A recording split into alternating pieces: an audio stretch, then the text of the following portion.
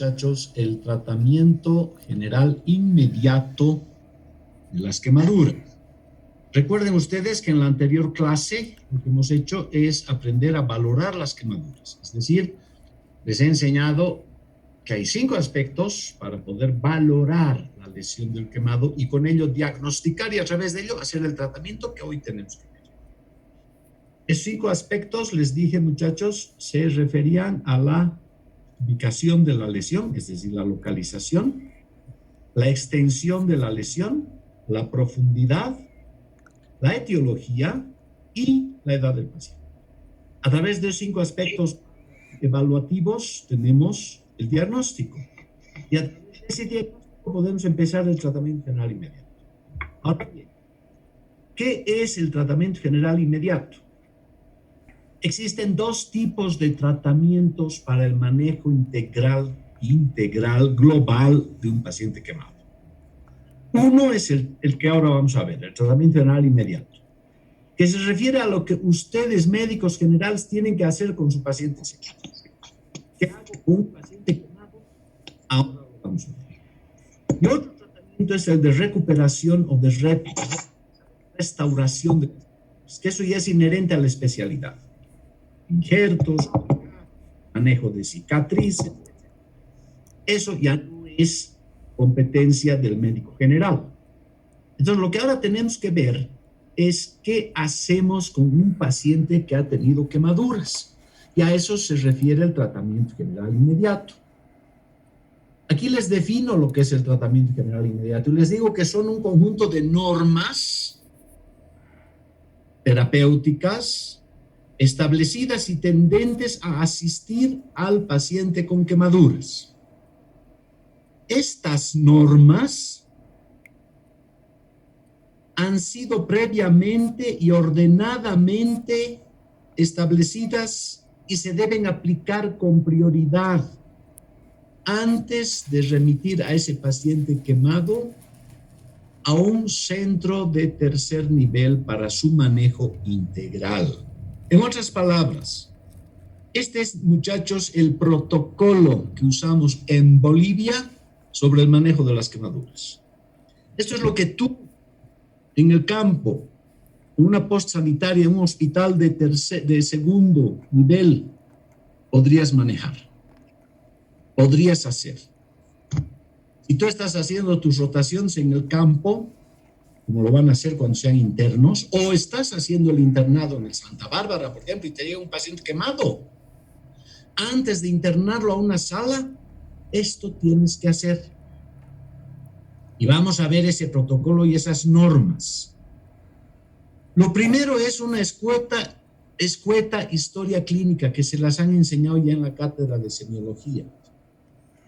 En ella tienes que indagar la afiliación del paciente, ya saben, nombre, edad, sexo, raza, procedencia, estado civil, religión, etc. Segundo lugar, muy importante, tomen nota de esto, chicos, antecedentes patológicos del paciente. Por ejemplo, neurológicos, por ejemplo, cardíacos, por ejemplo, renales, endocrinos, en fin. Estos antecedentes patológicos bien pueden interferir en el tratamiento que vas a aplicar a tu paciente o bien pueden ser la causa por la cual el paciente se quemó. Por ejemplo, les mostré una fotografía la semana pasada de una mujer que estaba friendo buñuelos en el mercado y tuvo una crisis epiléptica y se fue de cara contra el sartén con aceite hirviendo. Ese antecedente neurológico, las crisis epileptiformes, le causaron la quemadura. O bien puede ser, por ejemplo, un paciente chagásico, bradicárdico, al que tengas que tratarlo por quemaduras, entonces tienes que considerar su patología preexistente para poder iniciar su tratamiento. O un paciente renal con una insuficiencia renal crónica, por ejemplo. ¿Verdad? Por eso les digo y les recalco, los patológicos son claves. Tenemos que conocerlos.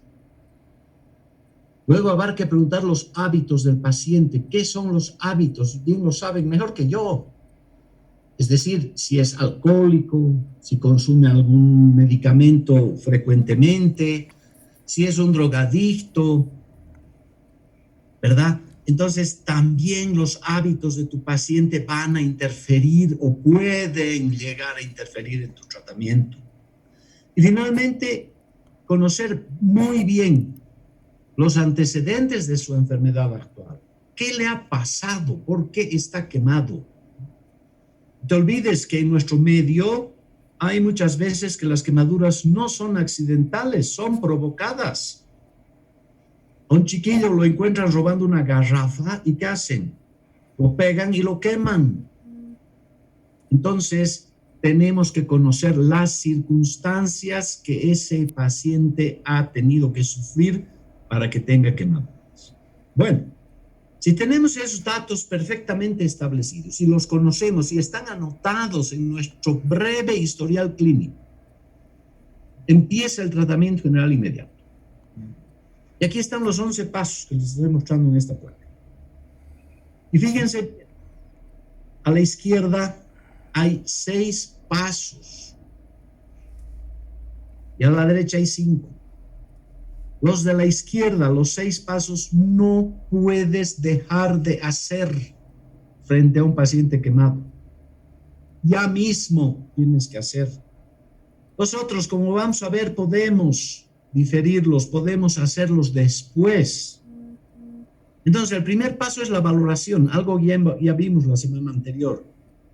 Les dije 5 aspectos: extensión, profundidad, localización, mecanismo y edad. Mecanismo con que se quemó. Si tenemos la valoración, ya tenemos ese conocimiento previo de nuestro paciente, tenemos sus antecedentes, ya podemos empezar el tratamiento. Y lo primero son vías. ¿Qué son vías? Aplicarle vías. 4 opciones. Prioritariamente, y esta no puedes dejar de hacerla. Aplicarle una vía venosa, periférica o central. Ponle un catéter, un venocat. En la flexura, en una vena, la flexura del codo, si el codo tiene quemaduras, pues busca una otra alternativa de punción venosa periférica o punción central. Segundo, permeabilizar la vía aérea. Verifica que tu paciente respira bien. No te olvides, las quemaduras pueden afectarle la cara. Las vías aéreas superiores pueden estar afectadas por la quemadura, entonces es posible que no respire bien. O a lo mejor ha aspirado humos o gases tóxicos como efecto de su quemadura y está con dificultades ventilatorias. Permeabiliza esa vía.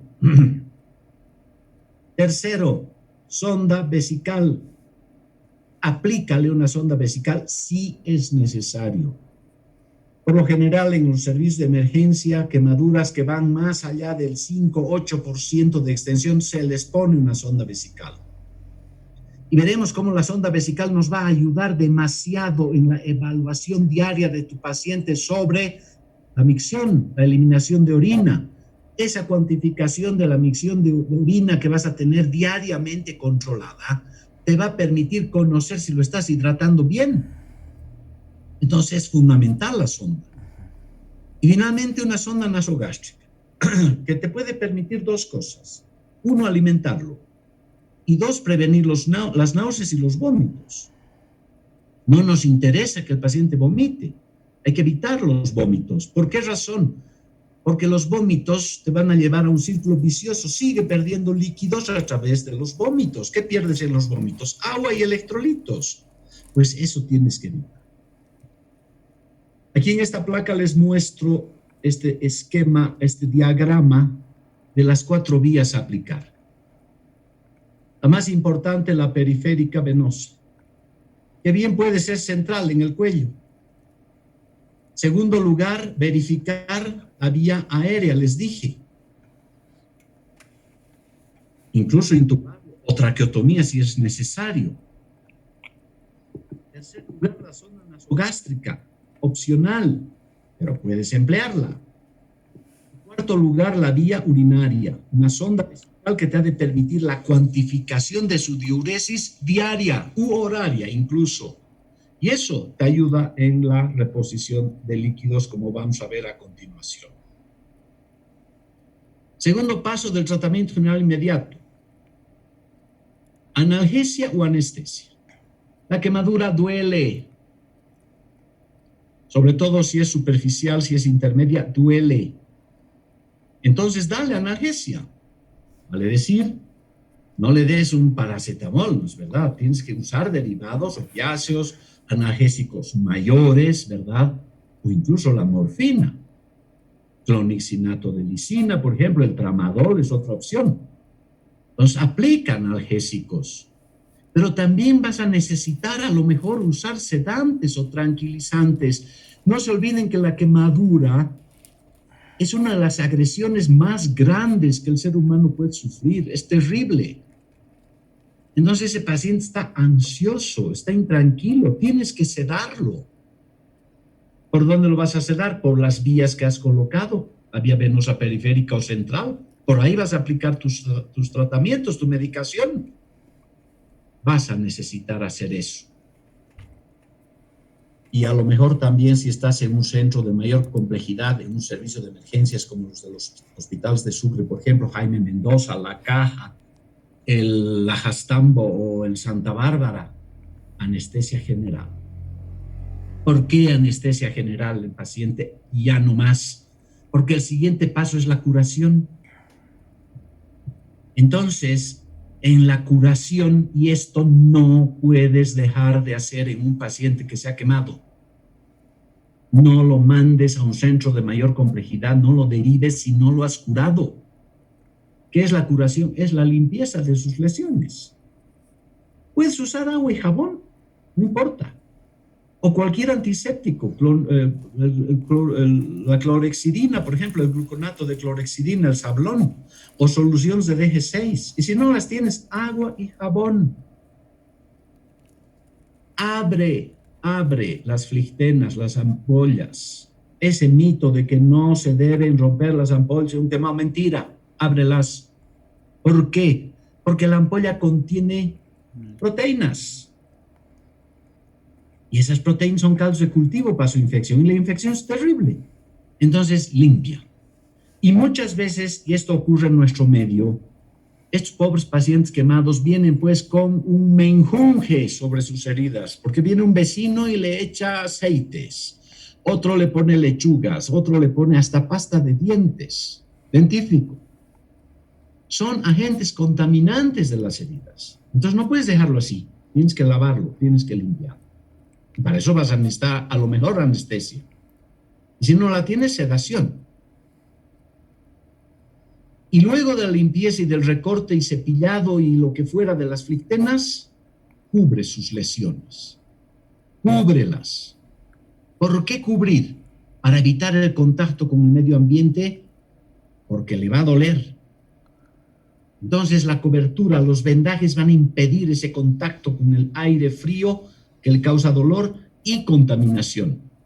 Y para la cobertura, para cubrir sus lesiones, puedes usar una serie de cremas que hay en el mercado, la nitrofurazona, por ejemplo, la sulfadiazina de plata, el quemacurán, o a lo mejor también el Restaurene, que es clorexidina. Y si no tienes cremas, gasas, vaselinadas y vendas. Y así, curado, sedado, ya podrías pensar en derivarlo o en internarlo en una sala o en mandarlo incluso a su casa si quieres. Controversial. Antibióticos. En nuestro medio sí les recomiendo usarlos. Generalmente el quemado te llega a tu servicio de emergencias o al lugar donde tú estás atendiendo contaminado. Le han echado pues todo. Entonces, esas lesiones están de hecho contaminadas.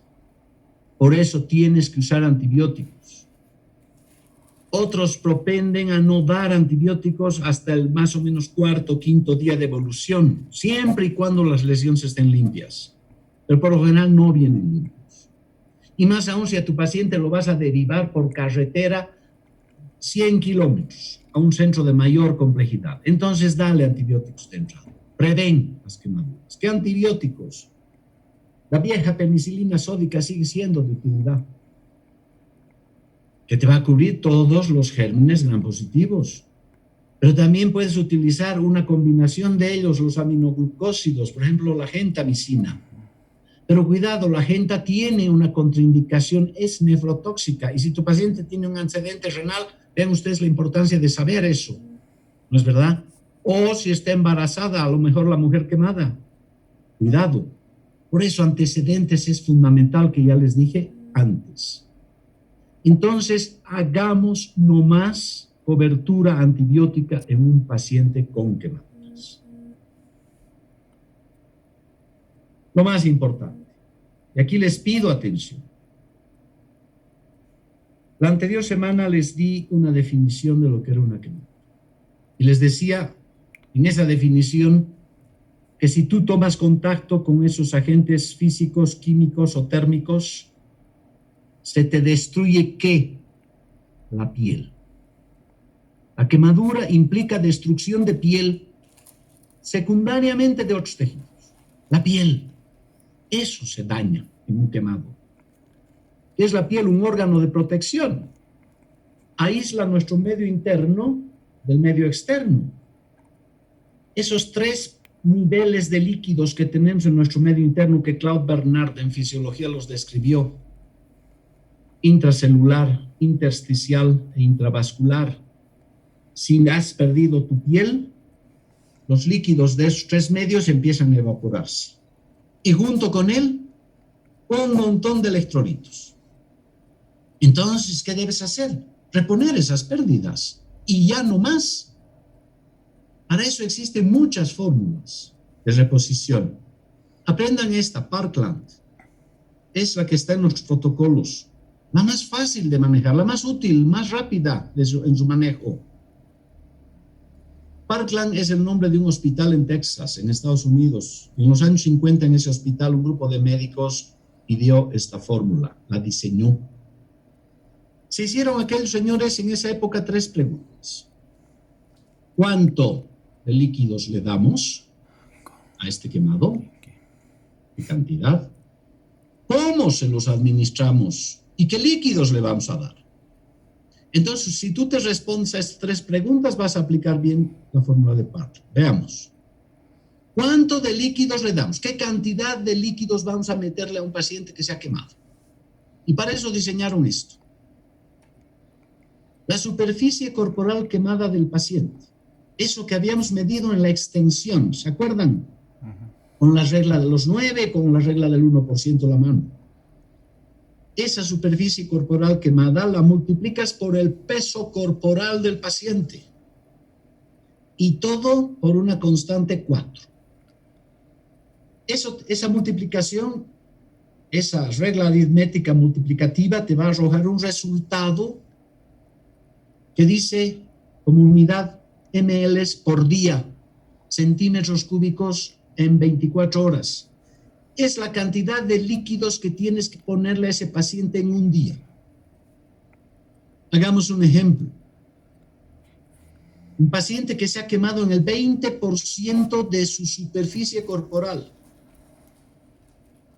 que pese 60 kilos de peso, son 1.200. Multiplica por 4, 4.800. Esos 4.800 centímetros cúbicos, esos casi 5 litros, tienes que administrárselos en 24 horas. Eso te está diciendo esta regla. Para ese paciente, del ejemplo, que se ha quemado en el 20% de su cuerpo, que pesa 60 kilos, requiere en 24 horas más o menos 5 litros de líquidos. 4.800 exactamente. Atiendan esto. Esta regla de Parkland tiene un límite en este primer paso. Lo pongo abajo. Solo hasta 50% de extensión de quemadura. ¿Qué significa? Que este valor que está aquí, la superficie corporal quemada, solamente puedes reemplazar hasta 50%. Ejemplo, si te llega un paciente con un 70% de extensión de quemadura, no puedes poner 70, máximo pones 50. Cualquier valor para Parkland, para esta regla, que en la extensión de superficie quemada supere el valor 50, lo colocas en la fórmula, lo reemplazas en la fórmula con el valor tope máximo de 50. El peso no interesa, la constante no cambia. Esto es bien importante. ¿Qué ocurre si no haces eso? Vas a sobrehidratar a tu paciente y lo vas a encharcar. Te puedes provocar incluso un edema agudo de pulmón. Entonces, el volumen de líquidos tienes que manejarlo con Parkland, con este límite.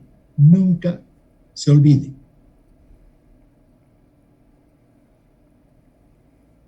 Habíamos visto 4.800 de agua un día para ese paciente. Ahora, ¿cómo se los damos? En las primeras 8 horas, dale el 50%. 2.400 para el ejemplo que hemos hecho. En las segundas 8 horas, dale el 25%. 1.200 para el ejemplo que hemos visto. Y finalmente, en las últimas 8 horas de ese día, dale el restante 25% de los otros 1.200. Total, los 4.800 has podido administrarla en 24 horas. Pero aquí tenemos otro problema. ¿Cuál es la hora 1? ¿Desde cuándo empezamos a contar las horas? ¿Desde el momento en que estamos administrando los líquidos? No, señor. La hora 0, la hora 1, como quieran llamarle, es desde el instante en que el paciente se quemó. Es muy probable que te llegue a emergencia del Santa Bárbara. A ver, ahorita son las 8:20 de la mañana. Y te dice, doctor, a las 6 de la mañana me he quemado en Tarabuco. Entonces, las primeras 8 horas ya no son pues 8, son 6 horas. Porque lleva 2 horas el paciente sin tratamiento. Ahí la importancia de que tenga tratamiento y lo mandes con líquidos, si lo estás derivando desde una provincia. No lo mandes sin nada, porque estás perdiendo esto. Entonces, tienes que considerar que las primeras 8 horas tienes que empezarlas a contar desde la hora en que el paciente te diga que se lesionó. Porque desde ese instante empezaron pues las pérdidas. Desde el instante en que tú pierdes tu piel empiezan las fugas. Ese segundo hecho de observación para Parkland. Y finalmente, ¿qué líquidos le vamos a dar? Doctor, una pregunta antes que pase a líquidos. ¿Y qué pasaría, digamos, si el paciente se quemó en una comunidad en el campo y pasó más de 8 horas hasta que llegue, digamos, a la posta que es más cerca? En ese caso, ¿qué pasaría? Porque ya había pasado las primeras 8 horas que se tenía que haber depuesto el 50%. Es muy posible incluso que tengas un retraso de administración de líquidos, incluso de días, ¿no es verdad? Solo en ese caso donde ya no puedas tú equilibrar las horas con el volumen, empiezas a contar los líquidos desde el momento en que se los estás administrando, tomando en cuenta que tu paciente ya está con deshidratación, ya está desequilibrado hídrica y electrolíticamente. Ese detalle tienes que tomar en cuenta. Ya luego vamos a ver y les voy a explicar cómo se maneja también eso. ¿Me has comprendido? Sí, doctor, gracias. ¿Qué tipos de líquidos podemos poner? Puedes poner coloides, cristaloides, energéticos, es decir, sueros glucosados, y si es diabético, cuidado, por eso has preguntado antecedentes patológicos, nebulosa. O soluciones fisiológicas, agua. Coloides normalmente no usamos. La sangre es un coloide, el plasma es un coloide, no necesita eso el paciente. ¿Qué ha perdido el paciente en una quemadura? Agua. Entonces dale pues agua, ¿no es verdad? Cristaloides, solución Ringer, solución Ringer lactato, soluciones energéticas como glucosa o lebulosa o fructuosa, y agua, solución fisiológica. Entonces, de esos 4.800 que has calculado, puedes decir, a ver, le voy a dar 2.000 de solución cristaloide, Ringer normal, 2.000 de solución fisiológica, y le daremos 1.000 de glucosado. Bueno, aquí una pequeña observación. Como ustedes ven, esta reposición de líquidos para las primeras 24 horas es absolutamente empírico. Tú estás calculando volúmenes y calidad de líquidos en función de una fórmula. ¿No es verdad? Para el segundo día, ¿qué vas a hacer?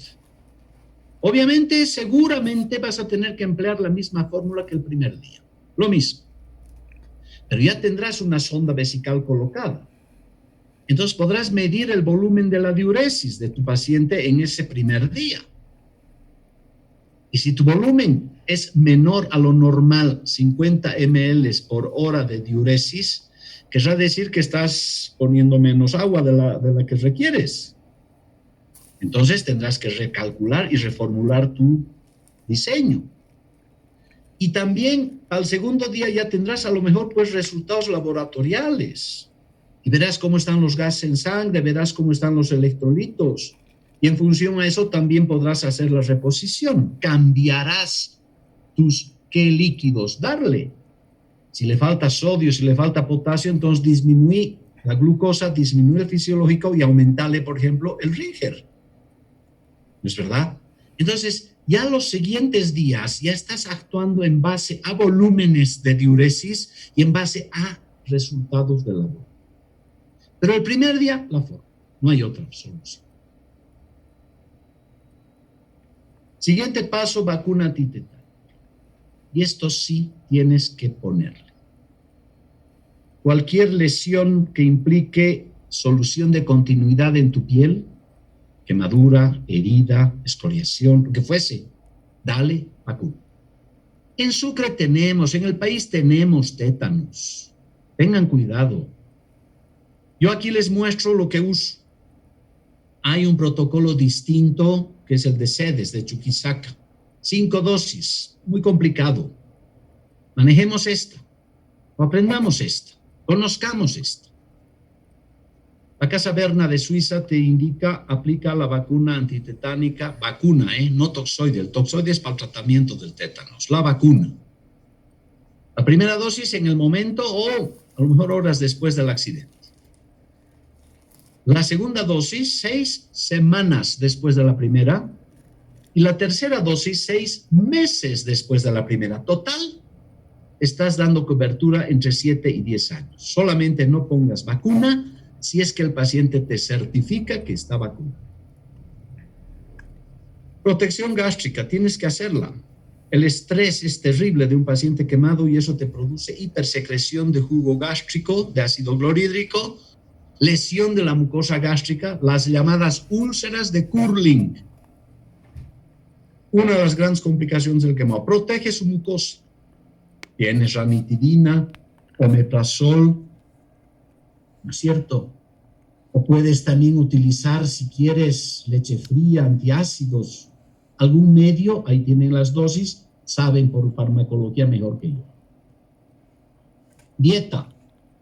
Normalmente al paciente quemado, gran quemado, sobre el 15% de extensión, 0 las primeras 72 horas. ¿Por qué? Porque si le das alimentos, además ha de vomitar. Otra vez pérdidas. Rompamos el círculo vicioso, no le des dieta. A partir del tercer, cuarto día ya puedes empezar con una dieta líquida o blanda. Y ojo, si a tu paciente le estás dando líquidos por vía oral, la ingesta, y te dice tu paciente al tercer día, doctor, he tomado 1 litro de soda ayer, anoche. Resta ese volumen de la ingesta del calculado por la vía parenteral. Signos vitales, urgente, por turno o por hora. Temperatura, frecuencia cardíaca, pulso, presión arterial o venosa, diuresis horaria, volumen, ¿cuánto ha orinado? Quiero saber. Eso me permite valorar mi hidratación. Si está orinando un poquito, entonces tendrás que forzar su diuresis, darle más agua, estás calculando mal. O te está haciendo una complicación que es una insuficiencia renal. Eso te permite este control de signos vitales. Lo mismo, si al tercer o cuarto día empieza a subir la fiebre, ojo, no se vaya a estar infectando. Si la frecuencia cardíaca se ha acelerado, el pulso se ha debilitado, cuidado. Puede ser que esté deshidratándose. Entonces son valores clínicos que te facilitan el control de tu paciente. Y finalmente ese primer día pide laboratorios. Hemograma completo, proteinograma, coagulograma. En química sanguínea pide glicemia, urea, creatinina, función hepática fundamental, función renal fundamental.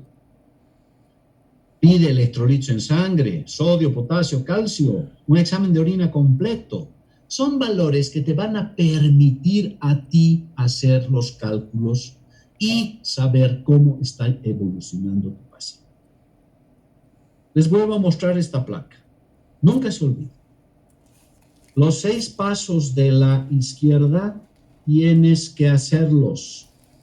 No los haces, estás incurriendo en negligencia profesional.